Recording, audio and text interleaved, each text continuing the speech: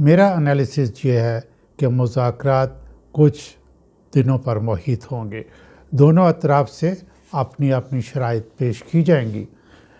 یہاں پاکستان کا کردار انتہائی اہم ہوگا۔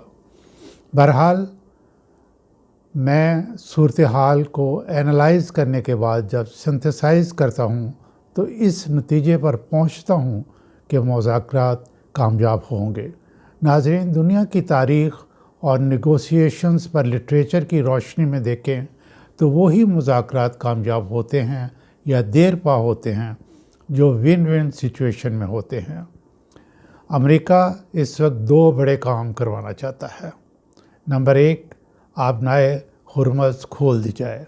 میرا یہ خیال ہے کہ ایران مان جائے گا، لیکن اس کی مینجمنٹ وہ اپنے پاس رکھے گا۔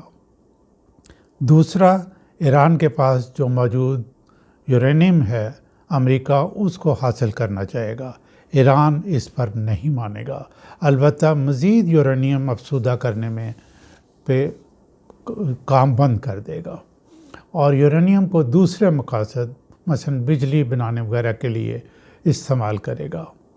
ایران کا مذاکرات کا بنیادی مقصد یہ ہوگا کہ ایران پر آئے روز کے حملے بند کیے جائیں، ایران پر لگی تمام پابندیاں ختم کی جائیں تاکہ ایران ڈیولپ کر سکے۔